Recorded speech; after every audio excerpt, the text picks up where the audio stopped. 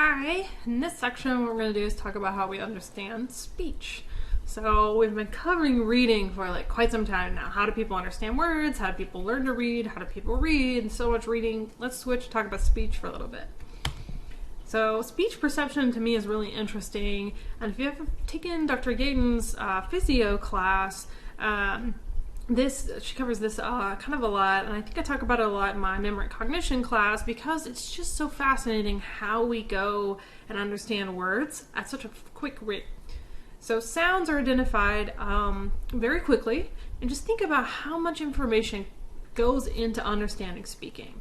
So we have to segment the words, we have to understand where words end, we have to understand the meaning of the words, the order of the words, where they how they work together. It's really actually kind of a complicated process. And so it's amazing to me that we do it so effortlessly. Okay. And I might be able to change slides. There we go. So a couple of videos for you to watch here on speech perception. You should click on the links and watch. The first one covers how we use the mouth to help disambiguate sounds. You've seen this if you've ever watched a video where the sound and the mouth don't quite match, and so it's really disturbing. Because you use the mouth so much to disambiguate sounds. And the second one is a show called Swamp People. It's on the History Channel, and you should watch one of their clips and listen to people talk and see what you can understand. Okay. So why is speech perception so difficult?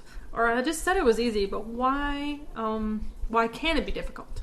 So visual word perception, you sort of have all day to recognize words. But spoken word perception, that acoustic phoneme, is said and gone.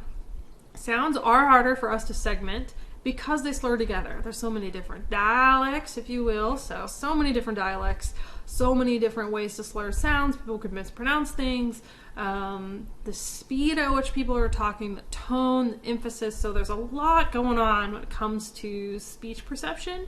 And generally this is easy for us, but if you've ever, like me, have a partner in crime that mumbles, it can be really difficult. So there's a lot of what that goes on in our house, mostly because he mumbles. Okay? But we are really good at it. So we can understand about 20 phonemes a second or faster. We can recognize words after about 200 milliseconds. But generally what we're doing is using context to figure us out, and we're also able to select specific words over background noise.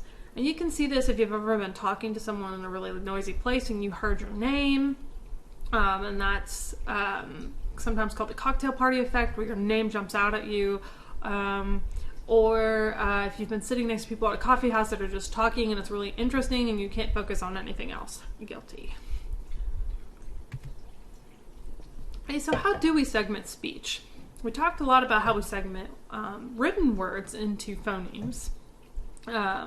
And so acoustic sounds really are not fixed like phonemes written, and they just depend on context. So a B can be pronounced in a lot of different ways: Bill, Ball, Abel, Rob.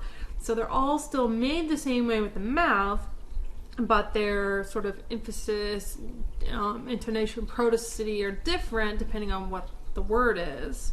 And so we don't have really templates for recognizing sounds like we do for letters. Letters are always made in the same way. There's the word superiority effect, so that the template for sounds is not as good. And so a template matching theory doesn't work for sounds. Template matching theory works really well for recognizing letters, but it does not work well for recognizing sounds. So some things we have to consider. So features, so the segmentation is splitting speech up into their constituent phonemes. Remember, constituents are just the group of things for, in this case, it would be words. Invariance is that idea that the same phoneme can sound different depending on context. So they are not invariant. They change based on context. So we do have to deal with the fact of segmentation, like how people break them up, and the fact that they're not invariant, which is an issue when it comes to sounding things out in spelling, but as well as interpreting just the sound themselves. So with invariance, get into this one a little more, there's assimilation, so the influence of one sound in the articulation of another, so they sort of assimilate together. But there's also, what's more interesting is co-articulation.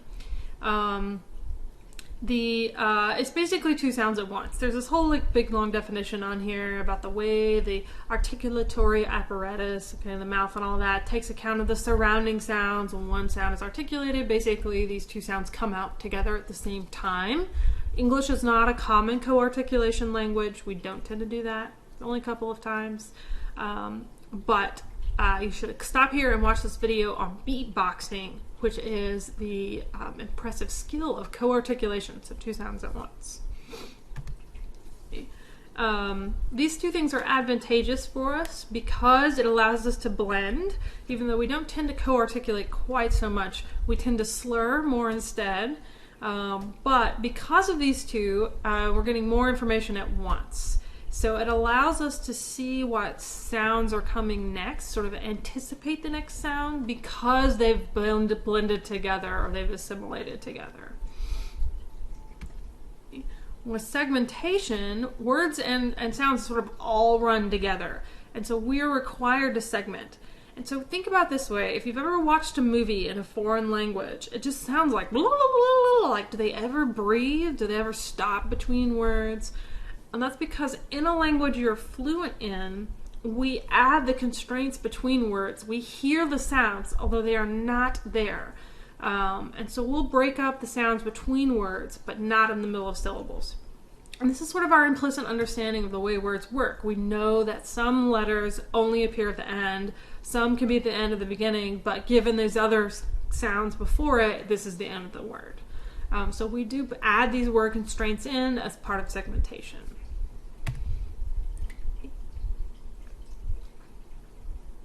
And we use syllables. So syllables are sort of the metric of language. So the segmentation strategy that we tend to use. So strong syllables have stress, and those are content words. Those are important words. Weak syllables tend to be function words. So think about all the function words you know and how they're not very like strong sounding words. And syllables really allow us to sort of play word games. So if you say this sentence, conducts ascents uphill, it can sound different depending on where you put the accent in the syllables. But how do we do the segmentation? So segmentation is really important. It's our main understanding of speech. And generally it's syllable-based, so it's stress-based segmentation is what it's called. Focusing on those stress syllables because they tend to be important words.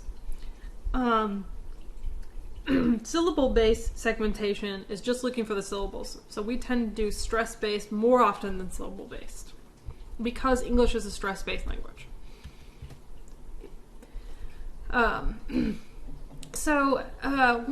issue, an advantage, it can be both, with this syllable stress-based perception is that we tend to think of things as categorical. So phonemes and sounds are not necessarily categorical. They are blended. The difference between a B and a V is very, very small. Or a B and a D and it does lie along a continuum. However, to make our lives easier, what our brain does is it really separates things. That was a B, this is a D, in a story.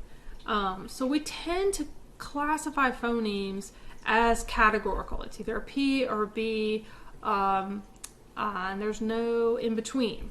However, that is not the way sound actually works. So P, B, and D are some of these phonemes. And one good thing about these phonemes is the mouth movements disambiguate the sound. However, there's something called the McGurk effect, where if you're hearing one phoneme and then you're seeing someone else say another phoneme, if you put those two together, you'll hear the blend in the middle. So McGurk effect is when the sound and the mouth are actually different, and so what we kind of come up with if we see both of them is something else. So if you click on this link and watch this video for the McGurk effect, there's an example of how it works. It is really trippy. So the way that we do this categorical perception is we use voice onset time. So this goes back way to the beginning of the semester when we talked about voicing. So we're looking at how long it takes those vocal cords to vibrate. So B and D are both voiced, P and T are delayed. So we use that as a distinguishing feature to help us understand categorically which letter it is. And we understand this really on a continuum, but because of the way that that understanding words and meaning works, we make it categorical just to make it easier on ourselves.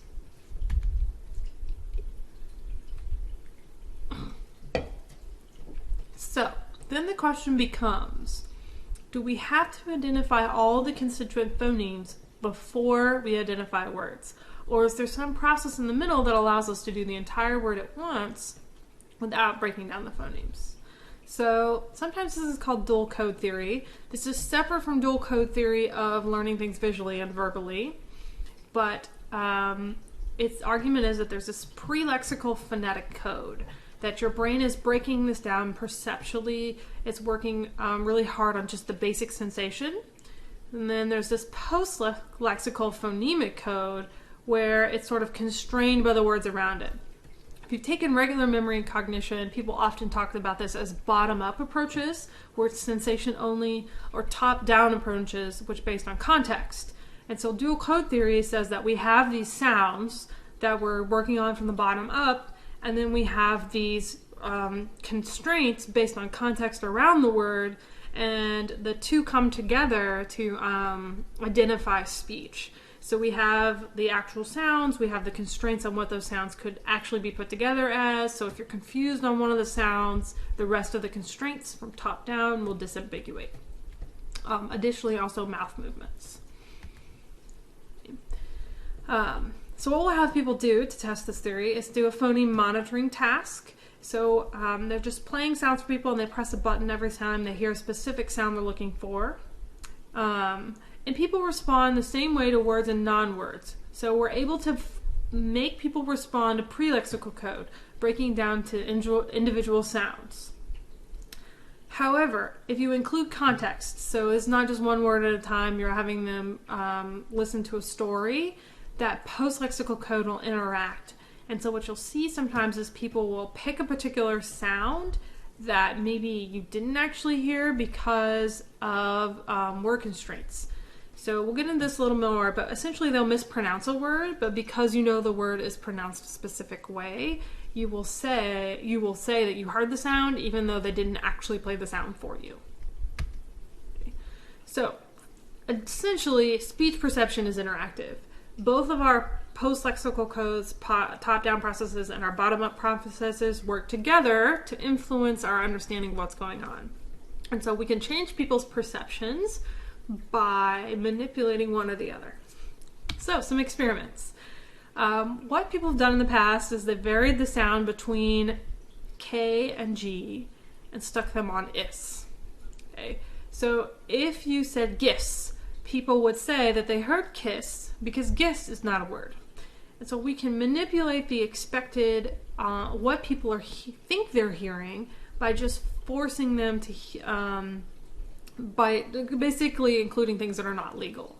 And so that's called lexical identification shift, where ambiguous phonemes like gis are interpreted as the context-based kiss because of that categorical perception. You're like, that didn't sound right, so it must be kiss because that's the only one that makes sense there.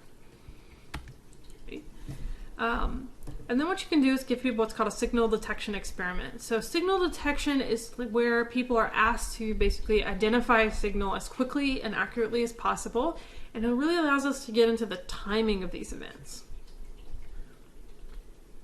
So we can look at the point at which we'll notice the change between sounds, or basically when context has made the difference in people understanding an ambiguous phoneme.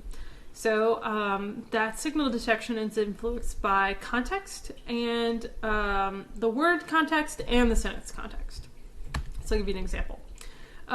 Just kidding. So as part of signal detection, people are basically asked to, when you hear a B, hit the key, and so they'll manipulate where the B occurs. So in above, it's not the first phoneme, So it's influenced by the phonemes around it and the sentence context. So if you said the counter is above the floor, people are expecting a location code, and so that'll help speed it up.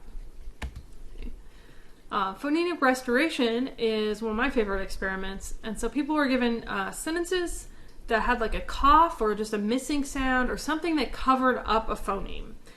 And people would report that they had heard the phoneme even though they had this like sort of bleep. And so this is one reason why you still understand what curse words are being said even though they bleep them out on TV. If you want to listen to a really funny song about this, it's called Mother Uckers. Did not say anything bad. It's literally called Mother Uckers. It's by Flight of the Conchords. About this exact effect. So go YouTube that. But phonemic restoration, like the boring science experiment version, is that we will give people these sentences. The eel was on the orange. People will hear peel. The eel was on the axle. They hear wheel. Eel on the shoe, heel, and eel on the table, meal. So we'll report this one word as 4 different things depending on the last word in the sentence. So if you stop people here and ask them what phoneme they've heard, they have no idea. They'll probably pick the most frequent word. If you stop them here, I can disambiguate based on the context of the sentence. And so that signal detection idea is we wouldn't hit the key knowing that we had heard the P until after the word orange. So just kind of a summary on this idea is that there's research suggesting that people sort of guess when there's a missing sound. And context doesn't affect that initial guess, but it helps you and biases you towards the right phoneme when maybe that guess was wrong. All right. So moving on to some other sort of pieces in sound word recognition. So there are some stages to understanding words. So initial contact, which to me just sounds like sci-fi, but essentially initial sensory perception. So there's a representation in your acoustic short-term memory that allows you to sort of, here's my sensation, I'm going to go into the lexicon and find words that have those sounds. And only words with those sounds will get activated. So back to those connectionist models where we have, if I'm seeing the letters of a T, everything with a T gets activated. So if I hear the sound T, everything with a T sound will get activated. Okay, is that important? Nope. Okay. Lexical selection is where I am taking that sensory input and beginning to accumulate sounds. So this actually sounds a whole lot like that Logogen model, that shouting demon model. Essentially, as I get more and more sounds, more and more words are ruled out, and so I basically have enough evidence to pick one particular word. And then final word recognition is, actually it happens before the entire word has been heard, usually, except in those like examples where a phoneme is missing or there's been a confusion and you're going to need more context for disambiguation. Okay. But that particular point is called the uniqueness point, where for that word, it denotes that it is this word and only this word. So this is when in perfect hearing situations and not when we've sort of screwed up your ability to understand the phoneme. Okay. The isolation point is where I think I know what you're saying, but I'm waiting for that uniqueness point. So context has biased me towards this answer, but I haven't hit the uniqueness point of that individual word. So uniqueness point would be like the pre-lexical code where hearing it all by itself, this is the point at which I know it's this word. Isolation point is like a little earlier usually. I think I know it's this word because that's the word I was expecting, but I'm still waiting. Okay.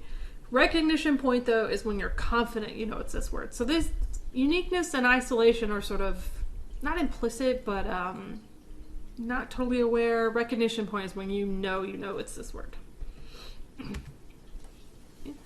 Lexical access occurs after this point, so it's a point after recognition where all of the word information becomes available. So this is that trickle-down effect, so spreading activation models, where I now know how the word looks. I know, we already know the sounds. That's what we've been working on.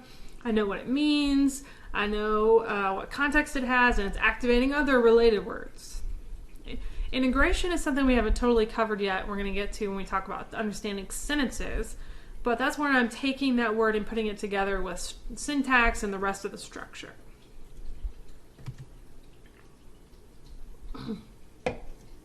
Okay, so what influences our ability to get to uniqueness and isolation points?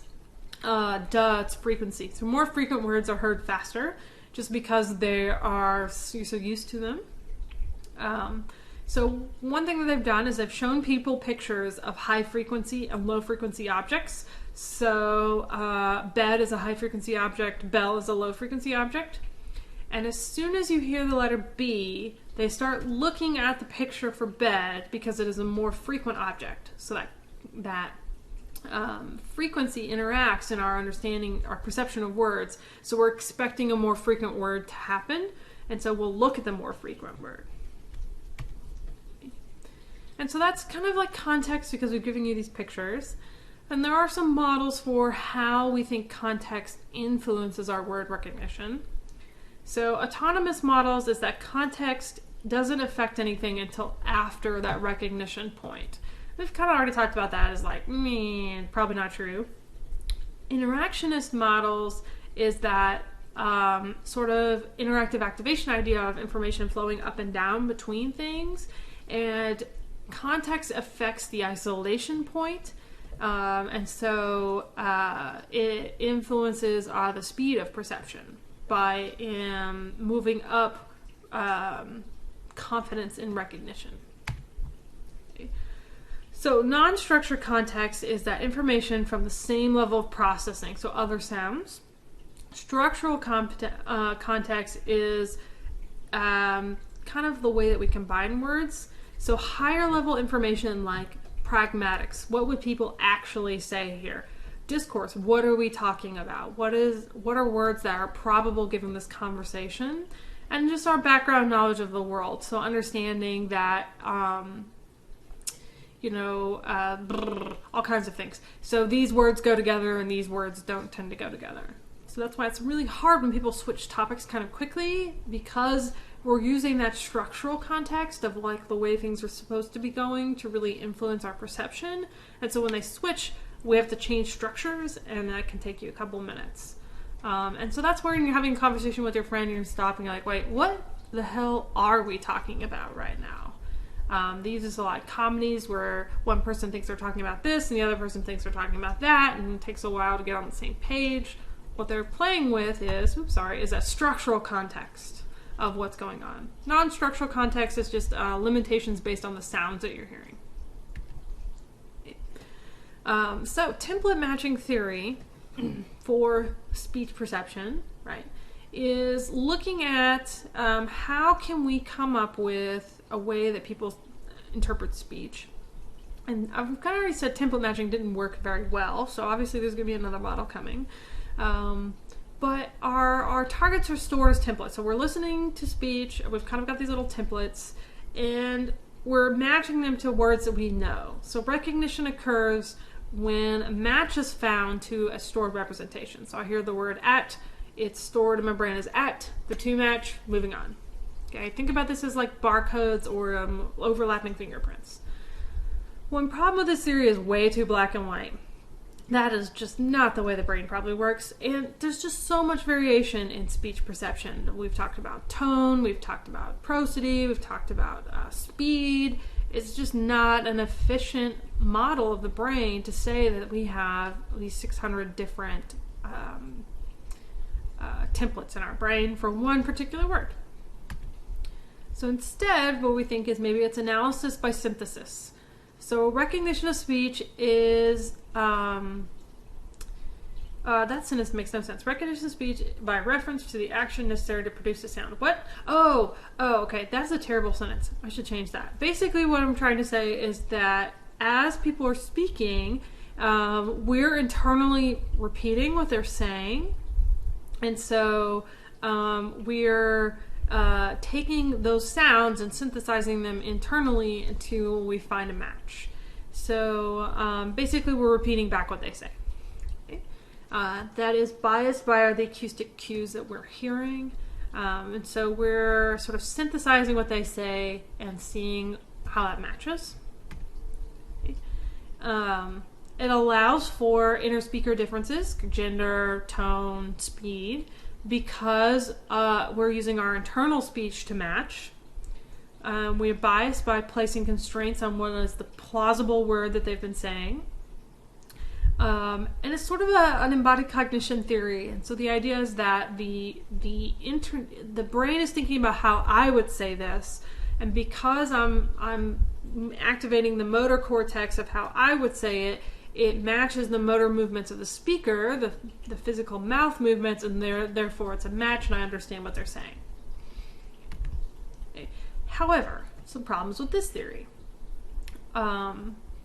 Basically, there's it doesn't match totally because you don't actually speak aloud. I mean, unless you actually are physically repeating what they say back to them.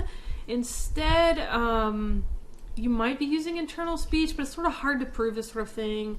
And we are able to figure out improbable words. If somebody makes up a new word,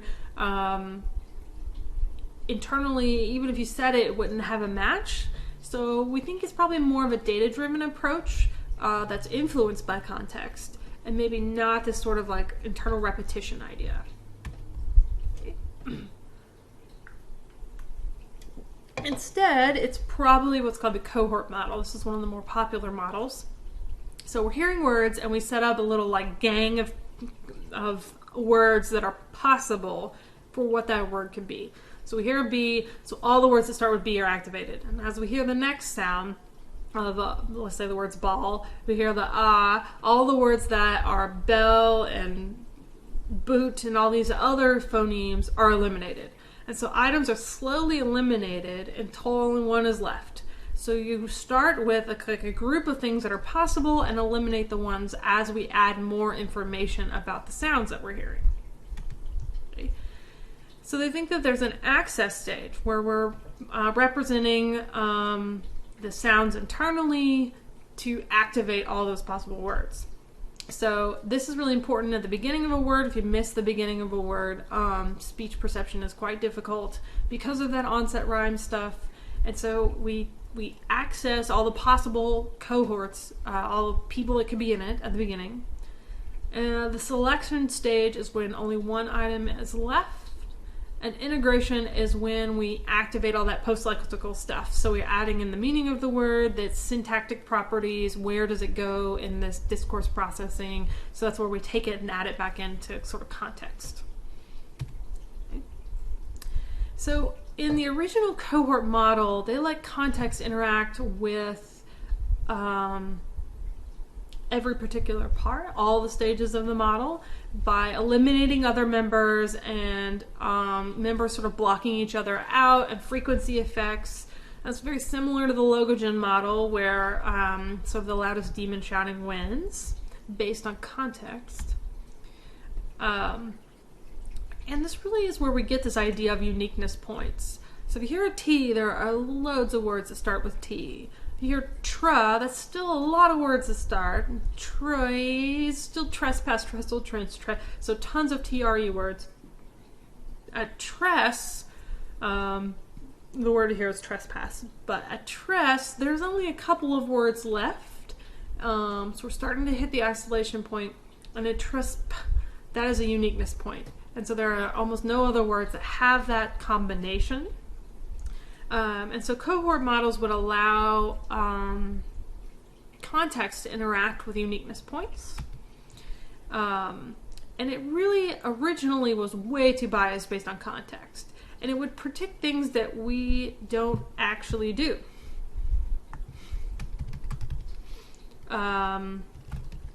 Ability didn't match. Basically, it would say that we would recognize words faster than we could actually do it. And so it was biased a little too much towards our use of context. And so our revised version of the model is that there's a priority for bottom-up sensation. So context wasn't really used to restrict which items from the initial cohort, and context really wasn't used until after uniqueness points. We don't think that context influences quite so much until that uniqueness point. Semantic information is late in the game on this one, and it helps integrate maybe an early winner, but it's sort of later in the stages. So uniqueness points are basically bottom up until then. And so how do you test this idea? And one way to do that is shadowing. So we're having people put on headphones and listen to speech, and they're repeating it back as they go. And the experiments, what they do is they would put mistakes in the speech. They would mispronounce words or put words in that didn't contextually make sense. And about half the time, the participants would report it back corrected instead of how they heard it, which implies that the context has an influence somewhere, right? Because otherwise we would report, if context had no influence and we were only mimicking the sounds, we would report it back as it sounded, not as it should have been. Okay? And so those are called fluent restorations. So saying tragedy, even though you heard travity, because travity is not a valid word. And so we think those restorations occur, or we know they happen, you will do this when the distortion is slight, it's only on the final syllable, or it's a highly predictable word. You will fix them then. And that shows that bottom-up processing is more prominent. So we're sort of manipulating the sound categorically. You also can test people's listening for mispronunciations. And so we'll listen to distorted speech and look for those changes. And we're really sensitive to problems at the beginnings of words. Because once we hit the uniqueness point, you basically stop listening. There's also sensory gating. So this is a task that allows people to reveal progressively more of the sound. So what you do is you listen to a sound, and then they hear the next two sounds, and then the next three sounds, and we kind of, as soon as they think they know the word, they hit the space bar, they tell the word, so we can figure out those uniqueness points. And that shows the effect of, excuse me, I didn't even see that coming, shows the effect of context. So if I'm doing an individual word, it takes me 333 milliseconds. It's awfully precise, but it's an average. But if I'm shown the word in context, I can get 200 milliseconds. So this is a visual gaining task. So you're shown pictures of different objects, and then you're asked to click on the like sort of ... that you'll get for the sounds. And for CL, you'll look at clown and cloud, but after the uniqueness point for that O, you'll only pick one or the other. And so what we can see is how context affects the speed of the uniqueness point. Okay. So kind of a summary. An early version of this model, we allowed context to show an effect on selection and integration, but we realized that the uniqueness point is pretty much context independent. Speed wise, it does help, but it's not as much as we would like to think. In a later version of the cohort model, context really only affects integration stages. And so all of these elements are activated based on the input that you're getting. And candidates, or the cohort, this really should say instead of candidates, but the group of things that are activated in parallel. And so they're analyzed in parallel, and words that don't match are allowed to decay in their activations. And so the tricky part with these models is that this research really it's difficult to understand how context is affecting it. We're fairly good at understanding those bottom-up processes, especially with uniqueness and isolation points, but where is context here? So is it only at the beginning? Is it only at the very end? Does it seep into the beginning? And it appears that it really affects speed of understanding those bottom-up processes. Another particular model, so this is going back, we've got analysis by synthesis, cohort models, is called the trace model. It is highly interactive. And so it's a connectionist model, big shock, so another bubble model. we have a lot of these simple processing units strung together, and it really focuses on context. Okay, so there's 3 levels of processing. Early acoustic processing, which is all the phonemic features. Phoneme processing, where we combine sounds together, and then an output kind of word level. So very similar to the interactive activation model, we have little bitty features, the letters, and then words. Same idea, the little bitty, like the actual physical waveform sounds, the phonemes, and then the words that they feed into. Activation starts with those features, and then it spreads throughout the model, like the water downhill idea. So information flows up and down that allows us to include context-based perception. And so what happens is context really activates these inhibitory mechanisms. So inhibitory mechanisms eliminate other plausible words that are implausible based on the sound that you just heard or the context of what you've been talking about. So it does work fairly well. These connectionist models tend to work pretty well. It does mimic that phonemic restoration effect that you see. And it sort of handles this understanding of our something we do naturally of founding word boundaries. It also is very good at predicting how people do that. And sort of deals with the noise in the system inherent to different speech patterns, dialects, those sorts of things. Some problems with it though. Some people argue that it is just too many. It has too many options. So in statistics, we call this over factoring or using too many IVs. Like if you have enough variables, you can model anything. So they're saying that it just added as many options as possible, and it just is too perfect. The time course of this is not realistic. It does tend to go a little too fast. It does have some problems with phoneme recognition. So if you're given words that could be L or R, sometimes it can't decide which one it is. And it does have trouble with non-word processing. So it doesn't predict non-word processing in the same way that people do. So with this model, one thing we can do is look at, is it a single output, so there's only one answer, or is it sort of more of a race model? So race model should be familiar. The dual root model is a race model.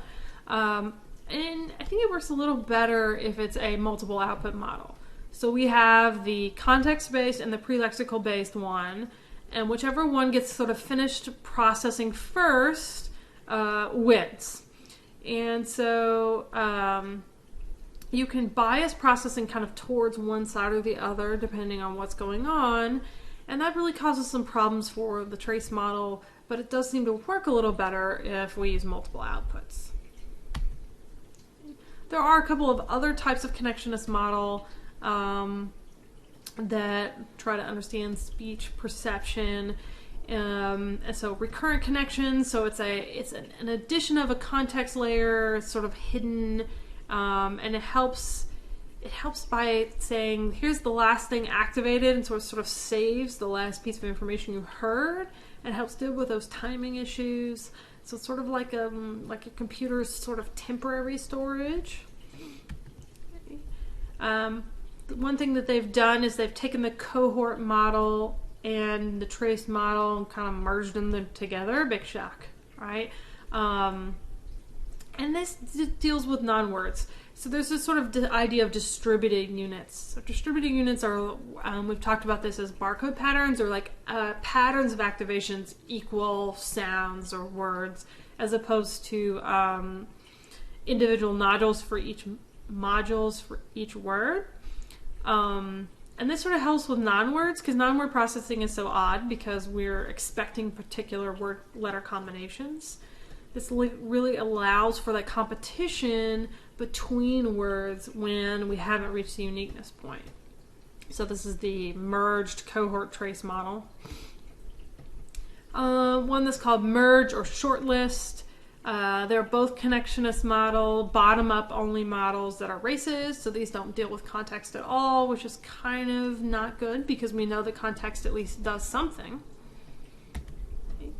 And then one last little piece to this section that indicates something about our models is that any kind of brain damage that people have really affects the pre-lexical code, so it affects the sensory processing. However, it does appear that vowels and consonants are processed by completely different systems. And there is something called pure word deafness. So I can speak, I can read, I can write normally, but I can't understand speech at all. And so there's a problem with pre-lexical processing that we're not entirely sure how that works. Okay. So all that together, this brain section sort of stuck on the end. We have to find ways for our models to understand these sort of brain problems. And generally they do that by damaging the pre-lexical areas. But this is pure word deafness is very rare, so it's difficult to understand.